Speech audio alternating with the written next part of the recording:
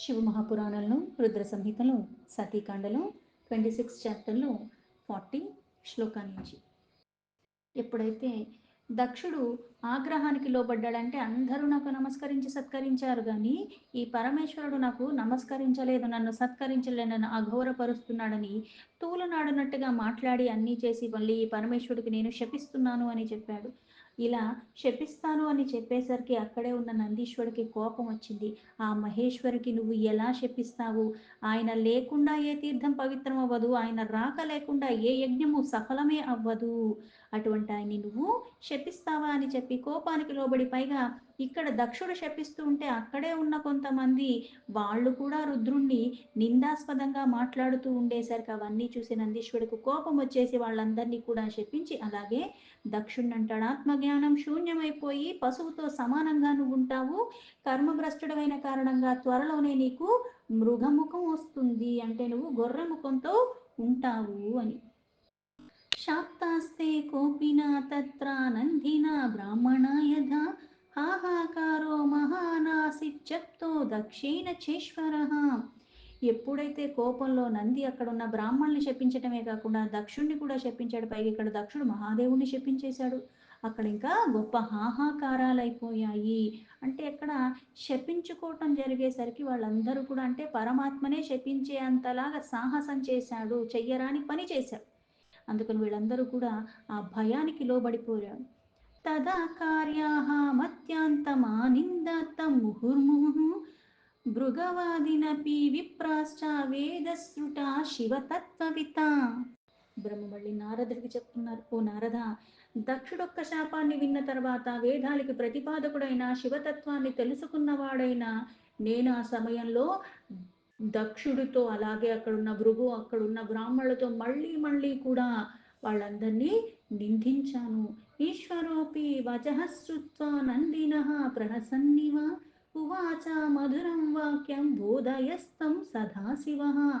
సదాశివుడైన మహేశ్వరుని ఇలా వాళ్ళందరూ కూడా ఏదైతే చేశారో అందుకని ఆయన ఏం చేశాడు, ఆయన నిందించి వీళ్ళందరూ ఇలా మాట్లాడుతుంటే ఆయన నవ్వుతున్నాడు. పైగా నవ్వుతూనే మళ్ళీ మధురమైన మాటలు మాట్లాడుతున్నాడు. ఎందుకు? వికారరహితంగా ఉన్నవాడు. పరమాత్మ తత్వం తెలియదు, జ్ఞానశూన్యం అని ఎందుకు చెప్పింది అంటే, ఒక ఆకారానికి, ఒక నామానికి, ఒక రూపానికే మనం పరిమితిగా పరమాత్మని కూడా చూడటం చేస్తున్నాము అంటే మనకు అజ్ఞాన వశమున ఉన్నాము. కానీ పరమాత్మ అసలు తత్వం గ్రహించిన వాడు, ఆ తత్వాన్ని తెలుసుకున్నవాడు ఎలా ఉంటాడు అంటే సచ్చిత్ ఆనంద స్వరూపం పరమాత్మ. వికారరహితంగా ఉన్నవాడు పరమాత్మ, అన్నిటికీ అతీతంగా ఉన్నాడు పరమాత్మ, గుణాతీత సర్వాతీత ఆ పరమాత్మ. అందుకని సదాశివుణ్ణి వీళ్ళు ఇలా నిందిస్తూ ఉన్నప్పటికీ కూడా శపించి మళ్ళీ వేదాలకి ప్రతిపాదకంగా తత్వాన్ని తెలుసుకోకుండా మళ్ళీ వీళ్ళు అందరూ కూడా మళ్ళీ మళ్ళీ నింద చేయటంతో ఆయన మళ్ళీ మధురమైన వచనాలతోనే మళ్ళీ మాట్లాడుతున్నాడు. ఎందుకు? పరమాత్మ కృప. ఆ కృప అన్నది ఎలా ప్రసరింపచేస్తాడంటే సాగరంలాగా, కరుణ అన్నది కూడా అలానే ప్రసరింపచేస్తాడు అందరి పట్ల. సదాశివ ఉవాచ శృణు నందిన మహాప్రాజ్ఞ న కర్తుం క్రోధమర్హసి వృతా శాప్తం బ్రహ్మకులం మత్వా శాప్తం చ మాం భ్రమాత్. నందీశ్వరుని మళ్ళీ ఆ పరమేశ్వరుడు ఎలా ఉన్నాడు, ఓ నంది నా మాటలు జాగ్రత్తగా విను, నీవు పరమజ్ఞానివి, అలాంటిది నువ్వు క్రోధానికి లోబడకూడదు, నాకు శాపం ఇవ్వబడుతుందని నువ్వు భ్రమకి లోబడి వ్యర్థంగా వాళ్ళందరినీ కూడా నువ్వు శపించావు. అంటే ఇక్కడ పరమాత్మని శపించే అంత, పరమాత్మకి మళ్ళీ ఇంకోలాగా నిందించే అంత ఎవరికన్నా ఉన్నదా? అది మళ్ళీ లీలగా చేస్తున్న పరమాత్మ, అలా చెప్పించేలాగా చేసింది పరమాత్మ అన్నది మూలము. అందుకే నువ్వు అనవసరంగా, నువ్వు మహాప్రాజ్ఞుడివి, అంత జ్ఞానం ఉంది, అన్నీ తెలిసిన వాడివి, నువ్వెందుకు క్రోధానికి లోబడుతున్నావు?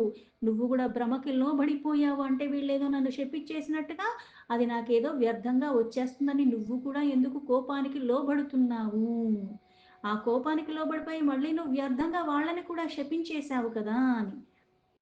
వేదో మంత్రాక్షరమయ సాక్షా సుప్తమయో భృశం సూక్తే ప్రతిష్ఠతో ఆత్మ సర్వేషామవిదేహినాం.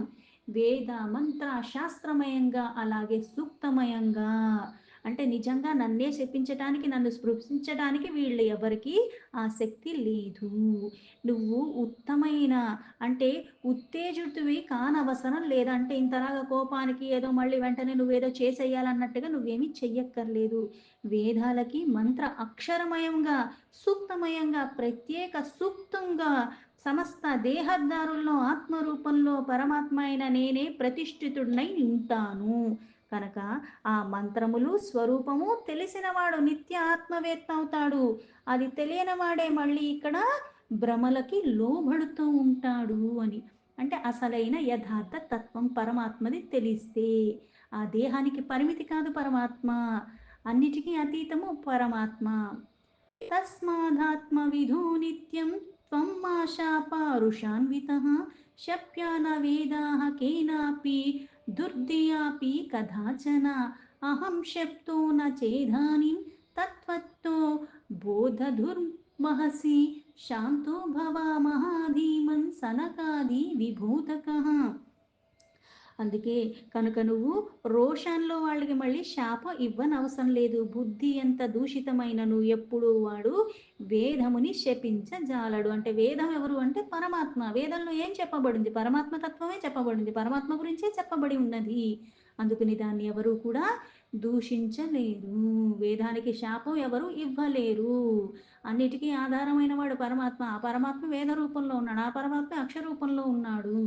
అందుకే ఇక్కడ నాకు ఎవరు కూడా శపించలేరు. నాకు ఎవరి వల్ల కూడా శాపం లభించదు. ఇది నువ్వు సరిగ్గా అర్థం చేసుకో. అందుకే ఇక్కడ నువ్వే అర్థం చేసుకో అని చెప్పటమే కాకుండా జ్ఞాని ప్రజ్ఞావంతుడు పరమాత్మతత్వం సరిగ్గా తెలిసినవాడంటే అర్థం ఏమిటి అంటే సిద్ధి ఎప్పుడు పొందుతారు అంటే ఇలాంటి జ్ఞానాన్ని వాళ్ళు పొందిన కారణంగా వికసన వస్తుంది. అజ్ఞానం అంధకారం తొలగిపోయిన కారణంగా అంతే. బాగా తెలుసుకో. నీవే కాదు సనకాది సిద్ధులకు కూడా తత్వజ్ఞాన ఉపదేశం ఇవ్వగలిగిన సమర్థుడవు నువ్వు కనుక కాస్త శాంతించు. అంటే అంత సమర్థత కలిగిన వాడివి. ఇట్లాంటి వ్యర్థమైన వాటిల్లో నువ్వు వాటి ప్రభావం నీ మీద పడనివ్వకుండా నువ్వు ఉంచుకోవాలి. యజ్ఞోహం యజ్ఞకర్మాహం యజ్ఞాంగాని చ సర్వసః యజ్ఞాత్మా యజ్ఞనిరతో యజ్ఞ బ్రాహ్మోహమేవ వై. అసలైన తత్వం అన్నది ఏంటి అంటే ఆ యజ్ఞాన్నే నేను, పైగా నేనే యజ్ఞకర్మను, నేనే యజ్ఞం యొక్క అంగాల్ని సకల ఉపకరణములుగా ఏవైతే వినియోగిస్తున్నారో అవన్నీ కూడా యజ్ఞానికి వినియోగించేదంతా కూడా నేనే. యజ్ఞానికి ఆత్మ నేనే, యజ్ఞ పారాయణైన యజమానిని కూడా నేనే, యజ్ఞముండు బహిష్కృతుడు కూడా నేనే. అంటే అక్కడ ఉన్న వస్తువులు నేనే, అక్కడ జరిగే క్రతువు నేనే, అక్కడ మళ్ళీ వినియోగించే వస్తువు నేనే, అక్కడ మళ్ళీ ఉచ్చరించే మంత్రం నేనే, అక్కడ మళ్ళీ ఆ క్రతువు చేస్తుంది నేనే, అక్కడ మళ్ళీ స్వీకరించేది నేనే, మళ్ళీ ప్రతిఫల రూపంలో వచ్చి మళ్ళీ అనుగ్రహించేది కూడా నేనే.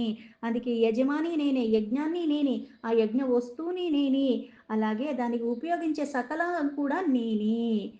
ఆ క్రతువు నాదే, ఆ మంత్రము నాదే, ఆ ఉచ్చరించేది నేనే, ఇచ్చేది నేనే. అసలు ఇతడు ఎవరు అంటే అన్నీ చేసేది నేను, నేను కానిది ఏదీ లేదు. అందుకే ఇదే మనకి భగవద్గీతలో కూడా యజ్ఞకర్మలందు కూడా ఏదైతే వినియోగిస్తున్నారో సృక్కు ఇటువంటివన్నీ కూడా అవన్నీ కూడా పరమాత్మయే.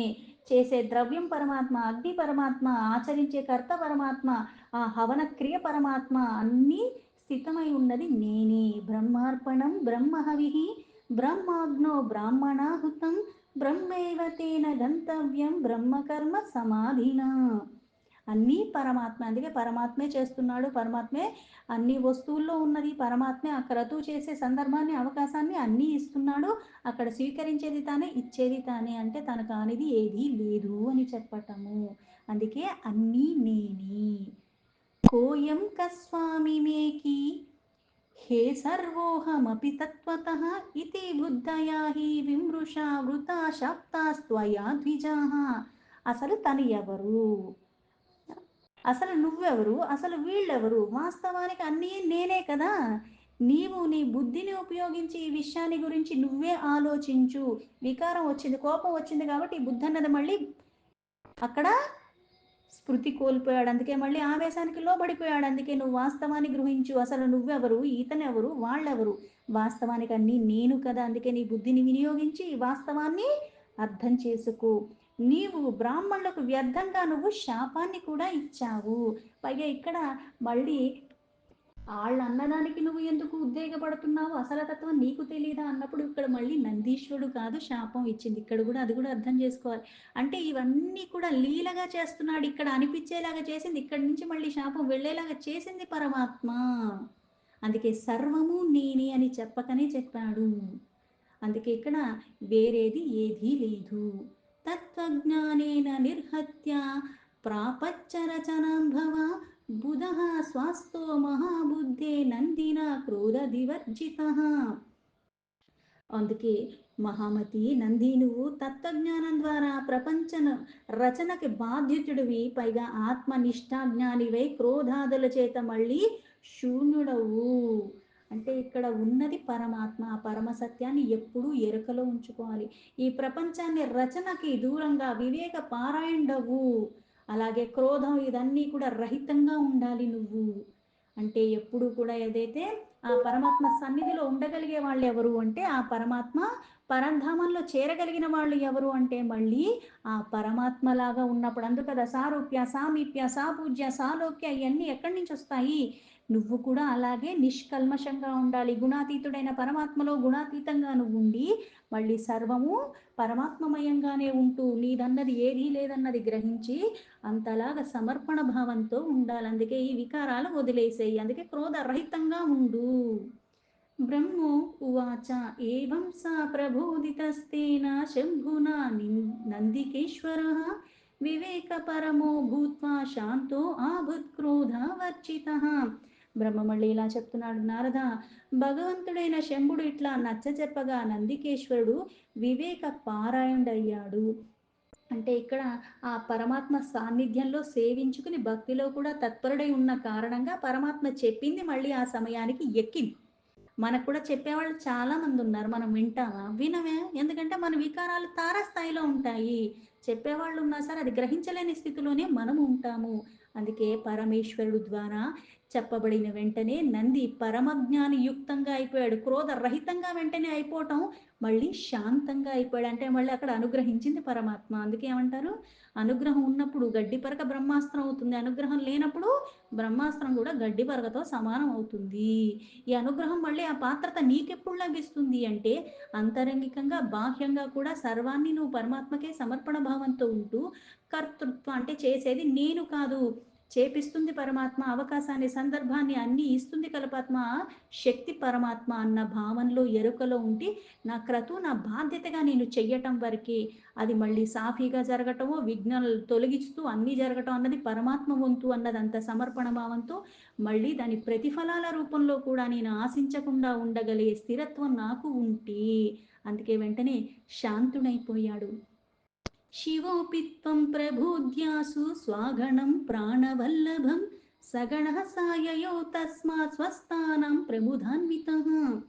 ఆ పరమేశ్వరుడు తన ప్రాణప్రియమైన గణనాథుడైన నందికి అలా బోధ చేసిన తర్వాత గణాల సహితంగా అక్కడి నుంచి చాలా ఆనందంగా మళ్ళీ తన స్థానానికి తను వెళ్ళిపోయాడు. దక్షోపి సారుషావిష్టస్తే ते द्विज्येह परिवारितः స్వస్థానం చ యయో చిత్తే శివద్రోహ పరాయణ. ఇక్కడ రోషంలో ఉన్నవాడు పైగా పరమాత్మను శపించేశాడు. ఆ రోష ఆవేశంలో దక్షుడు కూడా బ్రాహ్మణుల పరివృత్తుడై తన గృహానికి తను కూడా తిరిగి వెళ్ళిపోయాడు. కొన్ని సార్లు మనకి ఆ సమయంలో కర్మానుసారం అవ్వచ్చు, పూర్వజన్మ వాసనలు కావచ్చు, ఏదన్నా కావచ్చు, కొన్ని మనం చేస్తాం, దాన్ని మనం నివారించాలని అనుకుంటాం కానీ ఆ సందర్భంలో చేయకుండా ఉండలేం. అయితే ఎప్పుడైతే నిత్యము నిరంతరము మనం ఎంతలాగా ఆ సంకల్పం ఉన్నది ఉండాలి అంటే తప్పు చేయడం తప్పు కాదు, కాకపోతే అటువంటి తప్పు చేశానన్న పశ్చాత్తాపంతో మళ్ళీ చెయ్యనివ్వకుండా మళ్ళీ నేను ఆ పరమాత్మ చెంతలోనే ఆ సాన్నిధ్యంలో గడుపుతూ ఉంటే ఇవన్నీ పాపరాశి నాకు తొలగిపోతాయన్న విశ్వాసంతో ఉన్నప్పుడు ఎటువంటి మహాపాపాన్నన్నా తొలగించుకోవచ్చు. తొలగించుకుని మళ్ళీ చేసుకుంటూ పోతానంటే మళ్ళీ వృద్ధి సిద్ధి రెండూ ఉండవు. కానీ ఇక్కడ రోషం వచ్చింది అన్నప్పుడు మళ్ళీ ఒకళ్ళ మీద ఆగ్రహం వచ్చిందంటే వివేక శూన్యం అయిపోయింది కాబట్టి అది వచ్చింది. దీన్ని మళ్ళీ ఎలా కొనసాగిస్తానంటే జన్మ జన్మాంతరాల దాకా ఇది నాకు ఉండేలాగే ఉంటాను. ఎందుకు? జ్ఞాన శూన్యమైపోయిన కారణంగా. ఈ ద్రోహయుక్తంగా ఉన్నప్పుడు అందుకే దాన్ని నేను తొలగించుకునే ప్రయత్నం చేయాలి. తెలిసి చేసినా, తెలియకుండా చేసిన తప్పు చేసినప్పుడు అది తప్పు అన్నది గ్రహించాలి. రుద్రం తదానిం పరిశాప్యమానం సంస్మృత్య దక్షః పరయా రుషాన్వితః శ్రద్ధాం విహాయేవ సా దృఢబుద్ధిర్ నిందాపరోభిచ్చివ పూజకాం. ఆ సమయంలో రుద్రుణ్ణి శపించిన తర్వాత కానీ అతని చిత్తం ఇంకా శివద్రోహం అందే ఆసక్తితో ఉన్నది. రుద్రుడికి శాపం ఇవ్వటం సంఘటన స్మరించుకుంటూ ఇంకేం చెయ్యాలి, ఇంకెలాగా చులకన చెయ్యాలి, ఇంకెలా అవమానించాలన్నట్టుగానే ఉన్నాడు. ఈ రోషం కారణంగా, అజ్ఞాన కారణంగా రగిలిపోతున్నాడు. అతని బుద్ధి మూర్ఖత్వం వహించింది. అందుకే చేసిన దగ్గరే మర్చిపోమని ఏం చెప్పారు? తప్పులు చేసి మర్చిపోమని చెప్పలేదు. మంచి చేసి మర్చిపోవాలి. తప్పు చేసినప్పుడు ఇంకొకళ్ళు చెప్పక్కర్లేదు. అందుకే మనస్సాక్షి అంటారు. అంతఃకరణంగా బాహ్యంగా కూడా మన మనస్సే మనకి సాక్షి. మనం చేసే ప్రతి క్రతువుకి అది సాక్షి. ఒకళ్ళకి ఒక క్షణంలో చూస్తారు, ఇంకొకళ్ళు చూడట్లేదు. కాకపోతే చూస్తున్నవాడు, గ్రహిస్తున్నవాడు సర్వవ్యాపి ఎప్పుడూ ఉన్నాడు. అలాగే నేనేం చేస్తున్నానది నాకు తెలుసు. అందుకని చేసింది సరిదిద్దుకునే ప్రయత్నం మట్టుకు మనం ఎప్పుడూ మానకుండా చేయాలి. ప్రయత్నం చేసినంత మాత్రం రేపొద్దున్నే మార్పు రాదు. మన వాసనలు తొలగాలి. ఆ కర్మానుసారంగా ఏవైతే పాపపుణ్యాలు చేసుకుంటున్నామో ఆ పాపం అన్నది కూడా తొలగిపోతూ ఉన్న క్రమంలో తప్పితే మళ్ళీ వికసన వైపుగా మన అడుగులు పడవు. కాకపోతే ఇక్కడ ఆ రోషం కారణంగా ఎంతలా రగిలిపోతున్నాడు అంటే శివుడి పట్ల శ్రద్ధను పరిత్యాజించేశాడు. శివ అర్చకులకు కూడా నిందించటం మొదలుపెట్టాడు. అంటే ఇక్కడ తారాస్థాయికి చేరిపోయింది. శివుడి మీద ఉన్న కోపం ఇప్పుడు శివుడిని ఆరాధించే వాళ్ళ మీద కూడా వెళ్ళిపోయింది. అందుకని వాళ్ళని నిందిస్తున్నాడు. ఈయనకి మళ్ళీ పరమాత్మ పట్ల కూడా శ్రద్ధ అన్నది కూడా తొలగిపోయింది. ఇత్యుక్తో దక్ష దుర్బుద్ధిః శంభునా పరమాత్మనా పరం దుర్దీక్షణాం తస్య శృణుత తావదామ్యహం. నాయనా నారద, ఇట్లా పరమాత్ముడైన శంభుడితో దుష్టంగా ప్రవర్తిస్తూ దక్షుడు తన దుష్టబుద్ధిని ప్రకటింపజేసుకునే విషయాలు నీకింకా నేను అన్నీ చెప్పేశాను. ఇప్పుడు నీవు కూడా పరాకాష్ఠకు చేరిన అతని దుష్టబుద్ధి యొక్క వృత్తాంతాన్ని కూడా వినిపిస్తాను, అది కూడా విను అని చెప్పాడు బ్రహ్మ. దీంతో శివమహాపురాణంలో రుద్ర సంహితలో సతీకాండలో 26 చాప్టర్ సంపూర్ణం.